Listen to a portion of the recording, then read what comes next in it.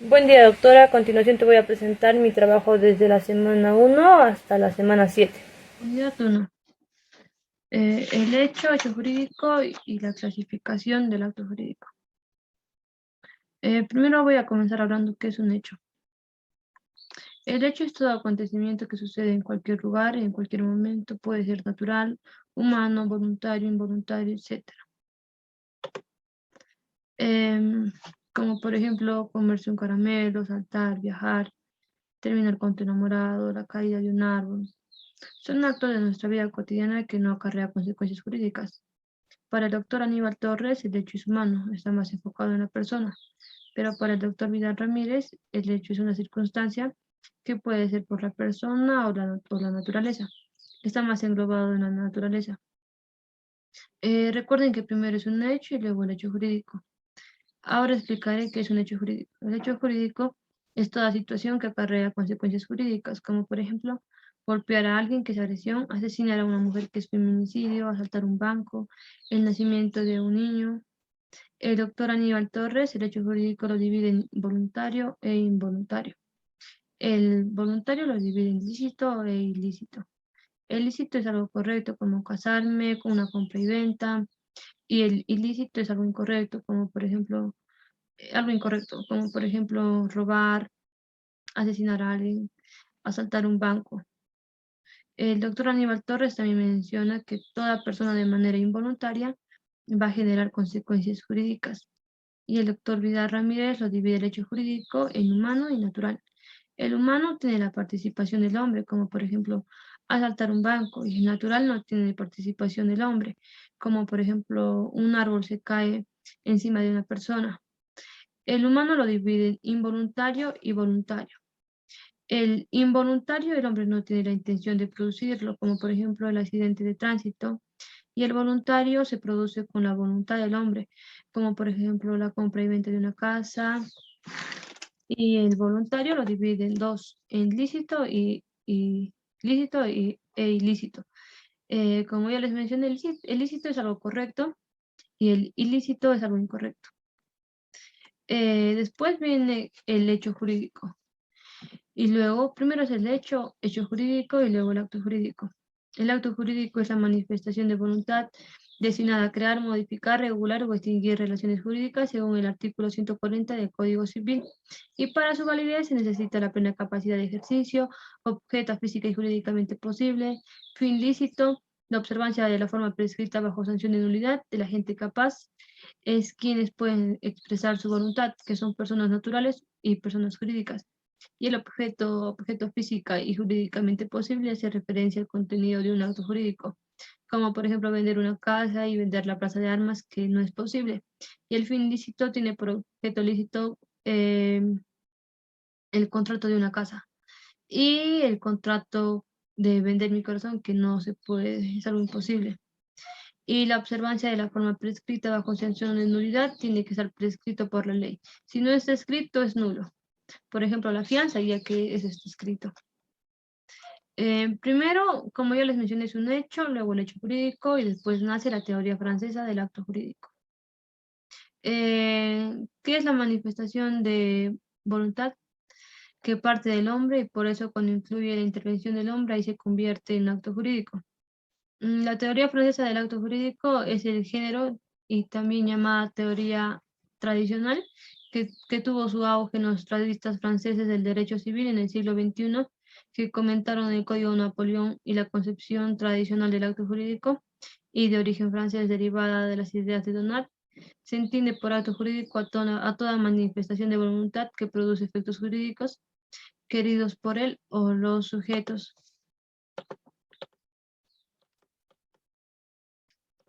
Mm, Ya. La teoría alemana del negocio jurídico es la especie, creada por los paneptistas alemanes que buscaron conceptualizar los actos del hombre que son revelantes jurídicamente. Nosotros creamos el derecho como por ejemplo una compra y venta y las personas regulan esos, o sea, las partes regulan entre ellos negocio. El negocio jurídico, según Vidal Ramírez, es una especie del acto jurídico que consiste en una declaración de voluntad que produce efectos jurídicos, siempre y cuando se trate de efectos lícitos. Y según Juan Guillermo y Raúl Ferrero Costa, es la declaración de voluntad de derecho privado. Y la diferencia entre acto jurídico y negocio jurídico es que según la doctrina alemana, el negocio jurídico está dentro del acto jurídico y se diferenciaría puesto que las consecuencias jurídicas son reguladas por las partes. Esa es la diferencia entre el hecho y el acto jurídico. Ahora, la diferencia entre el hecho y el acto jurídico es que el hecho jurídico es todo acontecimiento que se da en la realidad que acarrea consecuencias jurídicas, como por ejemplo asaltar, y el acto jurídico es la manifestación de voluntad destinada a crear, regular, modificar, extinguir relaciones jurídicas. Ah, ahora voy a pasar a hablar sobre la clasificación del acto jurídico. La clasificación del acto jurídico, según Aníbal Torres, son 13. El derecho público y privado. El derecho público es cuando interviene el Estado, por ejemplo, la SUNAT, y el derecho privado cuando intervienen las partes. Por causa de voluntad, unilaterales, una persona, bilaterales, 2 personas, plurilaterales, 3 personas. Por ejemplo, el testamento y el subarriendo. Por el estado vital, la mortis causa. Cuando muere, por ejemplo, el testamento, y entre vivos cuando están vivos, por ejemplo, la compra y venta que se da de manera entre partes cuando están personas vivas. Por la forma, los formales tienen que ser por escrito, por ejemplo, una fianza, y los no formales no necesitan la formalidad. Solo basta con que esa persona acepte, por ejemplo, un trato. Por la denominación, nominados o atípicos tienen nombre y reconocimiento, por ejemplo, la fianza, y los innominados o atípicos no está con su nombre, por ejemplo, los influencers. Por la existencia de los efectos constitutivos, por ejemplo, tono y se configura el acto, y los declarativos reconoce la situación ya existente, por ejemplo, el reconocimiento de un hijo.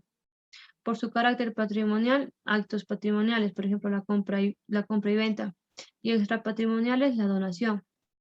Por su simplicidad, simple solo depende de una persona, por ejemplo, donar, y compuestos más de un carácter, por ejemplo, el matrimonio. Por su independencia, principales, no están sujetos a otros actos, por ejemplo, el matrimonio, la compra y venta, y los accesorios sí está sujeto a otro acto, por ejemplo, la hipoteca, ya que son como 3 actos, sí están sujetos a otros actos. La totalidad de prestaciones onerosas, prestaciones y contraprestaciones, por ejemplo, la compra y venta, y los gratuitos, la prestación. La certidumbre de las prestaciones conmutativo, algo certero, por ejemplo, algo que un contrato, y aleatorio es la incertidumbre, por ejemplo, las apuestas.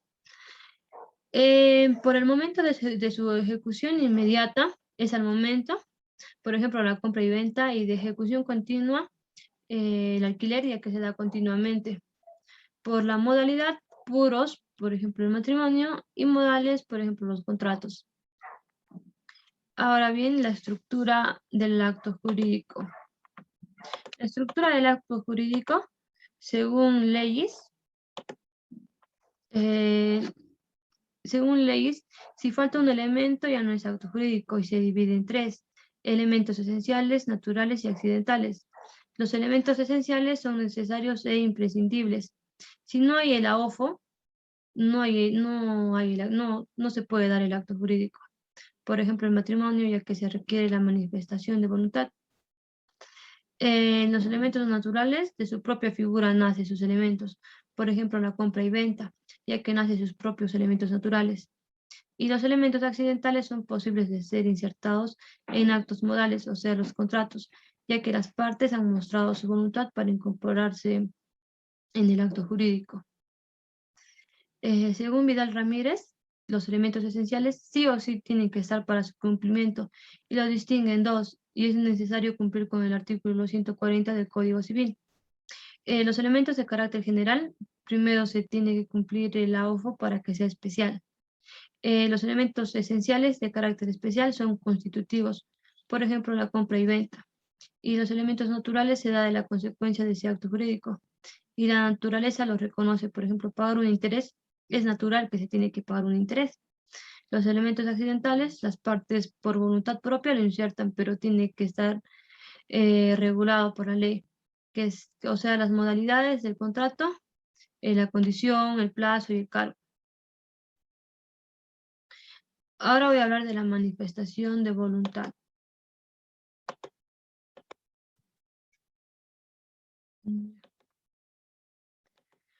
La manifestación de voluntad es uno de los hechos jurídicos, es humano, voluntario y lícito. Para que ese hecho se constituya un acto jurídico debe existir primordialmente la manifestación de voluntad. Antes de definir la manifestación de voluntad, primero explicaré cómo se forma la voluntad. La formación de la voluntad, según Vidal Ramírez, primero es el discernimiento, si es bueno o es malo, es la aptitud que tiene la persona para percibir lo bueno y lo malo, lo incorrecto y lo correcto, y después viene la intención, que es la voluntad, las ganas que tiene esa persona para realizar ese acto y producir efectos, pero sabes las consecuencias. Y luego la libertad, es que tú tomas esa decisión, pero no tienes la precisión de alguien, sino tu voluntad. Dicho todo esto, la manifestación de voluntad es el conjunto del discernimiento más la intención más la libertad. Es la exteriorización de la voluntad real o interna, o sea, lo que tú has querido ha sido por el discernimiento, la intención más la libertad. Según la doctrina, la manifestación de voluntad es un hecho, como yo pienso, es un acto responsable que produce efectos jurídicos, por ejemplo, el testamento. Según el doctor León Barandarian, si es que no hay manifestación, no interviene el derecho. Según Lucas Loma, la manifestación de voluntad genera consecuencias a otras personas. Según Espinosa, voy a exteriorizar los pasos que debo seguir, el discernimiento más la intención más la libertad. Y la declaración de voluntad, según Lucas Loman, de acuerdo a lo que él es de acuerdo a lo que él está expresando, solo genera relaciones entre él. Y para Espinosa tengo el conocimiento la satisfacción, pero veo las consecuencias. La voluntad declarada es la manifestación mediante una declaración o un comportamiento. Por ejemplo, por ejemplo, quiero vender mi carro, es una voluntad declarada, y la voluntad de declarar es la voluntad del acto externo. Por ejemplo, ya hay un acto a punto de firmar y el conocimiento del valor es que ya lo vendí. Por ello se crean las teorías de discrepancia entre la voluntad declarada y la voluntad interna, que ahora explicaré. Primero es la teoría de la voluntad. Tiene que prevalecer no lo que dije, sino lo que quiero. La segunda teoría es la de la declaración, planteada cuando la voluntad interna sea distinta a la voluntad declarada. Siempre prevalece la voluntad declarada. Y la tercera teoría es la de responsabilidad. Cuando en un negocio jurídico la voluntad interna sea distinta a la declarada, solo va a prevalecer la voluntad declarada. Por ejemplo, me caso, pero internamente no quiero, pero yo ya firmé y ya me casé y eso es la voluntad declarada. Y la cuarta teoría es de la confianza. Lo que importa es cómo ha recepcionado la otra parte esa declaración. Por ejemplo, yo no me quiero casar y le digo a esa persona le digo a esa persona que no me quiero casar y él aún sabiendo que no me quiero casar, aún así quiere casarse. Ya. Ahora hablaré sobre la validez del acto jurídico. El acto jurídico está definido según el artículo 140 del Código Civil como la manifestación de voluntad destinada a crear, modificar, regular o extinguir relaciones jurídicas y requiere para su validez ciertos requisitos como el agente capaz, objeto físico y jurídicamente posible y la observancia de forma prescrita bajo sanción de nulidad. Los requisitos de la manifestación de voluntad, primero, ¿qué es la manifestación de voluntad? Es la exteriorización de voluntad real o interna, o sea, lo que tú has querido y todo eso ha sido formado por el discernimiento más la intención más la libertad. Las formas de la manifestación de voluntad, la doctrina señala y considera la voluntad del sujeto como la esencia del acto jurídico. Coviello señala que la voluntad para tener efectos jurídicos debe manifestarse convenientemente en formas sensibles. En el Código de 1936, en su artículo 1076, reconoció como medios de manifestación de voluntad expresa a la que llamó puesta positiva y tácita. La manifestación expresa es cuando se realiza de forma oral, escrita, a través de cualquier medio. El Código Civil del artículo 141 establece que la manifestación de voluntad es expresa cuando se formula oralmente, por escrito o por cualquier otro medio directo. La manifestación tácita es tácita cuando no está dirigida directamente dar a conocer la voluntad interna. El código vigente del artículo 141, la manifestación de voluntad tácita es cuando la voluntad se infiere indudablemente de una actitud o de una circunstancia de comportamiento que revela su existencia. La diferencia entre la manifestación expresa y tácita es que la manifestación expresa es cuando los medios utilizados tienen por finalidad directa e inmediata exteriorizar la voluntad y que es tácita, cuando la conducta exterior de la persona tiene una finalidad distinta y solo indirectamente sirve para basar la existencia de un querer dado. Significa abstenerse de dar un criterio seguro y de distinción para la extrema dificultad de distinguir. La capacidad es la facultad de una persona para ser sujeto de derechos y de obligaciones. Es la aptitud que tiene el hombre para ser sujeto por parte, por sí o el representante legal en las relaciones del derecho, ya como titular de derecho o facultades, lo cual es obligado a una prestación o al cumplimiento de un deber. Si bien la manifestación de voluntad es la esencia del mismo acto jurídico, la manifestación de voluntad no es suficiente para darle eficacia y validez, ya que es necesario que la manifestación emane de un sujeto de capaz y la capacidad constituye por ello un requisito de validez. Torres Vázquez señala que la capacidad es la aptitud que tiene la persona para el goce y ejercicio. Según se ha dejado expresado, la capacidad se distingue entre capacidad de goce y capacidad de ejercicio. La capacidad de goce se podría decir que es la capacidad cuando no respondes jurídicamente por tus actuaciones. Es una es una aptitud para ser sujeto de derechos subjetivamente en general. En la capacidad de ejercicio se menciona que en esta capacidad sí respondes por tus actuaciones. Las personas naturales tienen la capacidad de ejercicio a partir de los 18 años de edad, pues antes de cumplir están en estado de incapacidad, ya que esta será absoluta para los menores de 16 años y relativa para los menores de 18 años. Pero para los mayores de 16, salvo que contraigan un matrimonio o tengan título oficialmente de ejercer una profesión o algún oficio. La capacidad de ejercicio no se da en las personas jurídicas por ser entes abstractos. Esta es una opinión dominante en la doctrina. Las clases de incapacidad son la incapacidad absoluta de ejercicio, menores de 16, y la incapacidad relativa de ejercicio. La incapacidad absoluta de ejercicio, que son los menores de 16, cuando no pueden realizar por sí mismos ningún tipo de acto jurídico, y si lo realizan, el acto se vuelve nulo. La incapacidad relativa de ejercicio, los actos realizados son anulables, más no nulos. Son incapaces relativos los mayores de 16 y menores de 18. El objeto. El objeto es todo lo que es o puede ser tema de pensamiento o de la acción, por ejemplo, las cosas y las propiedades son objetos.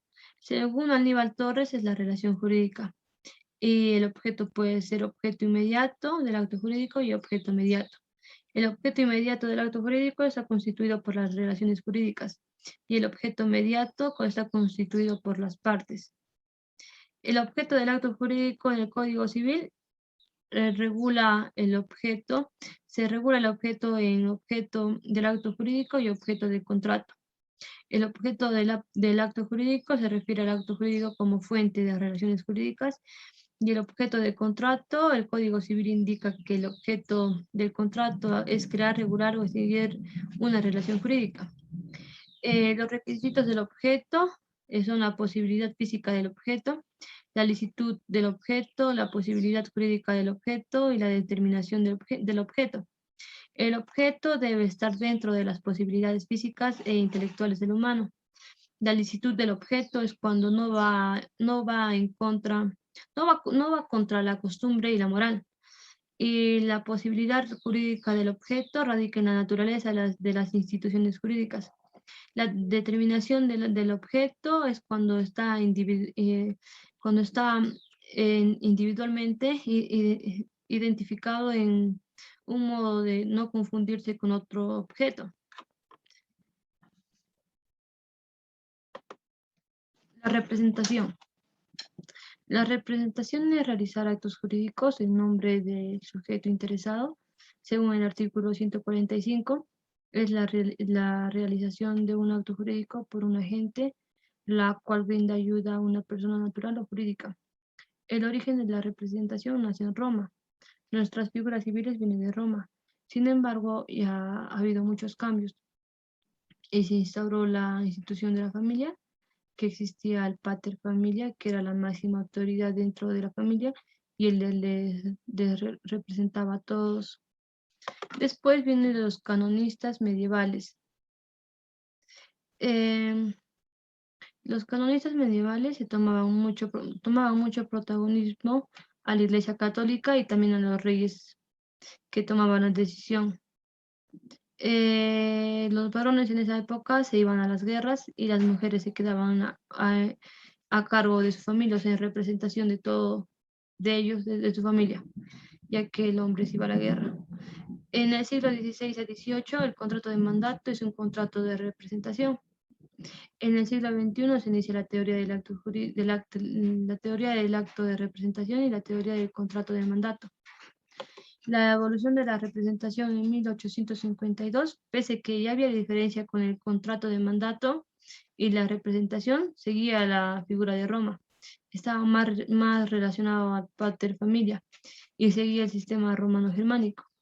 En 1936, el doctor León Barandarian ya tenía marcado la diferencia entre el contrato de mandato y la representación, pero él no lo agrega a este código, y por eso recibe muchas críticas, y uno de sus principales críticos fue el doctor Iturriaga. En 1985, aquí ya se separa la representación y el contrato de mandato, para que sea más claro. La noción de la representación es actuar en interés y en nombre de alguien. Para Coviello es el que declara su propia voluntad, pero para León Barandarian hay dos partes, una que habla a favor de otros y otra que recibe favores. El fundamento de la representación radica en la teoría de la cooperación. La teoría de la cooperación se divide en cooperación material, que ayuda a una persona de manera directa, y la cooperación jurídica, que me ayuda, es en base a terceros.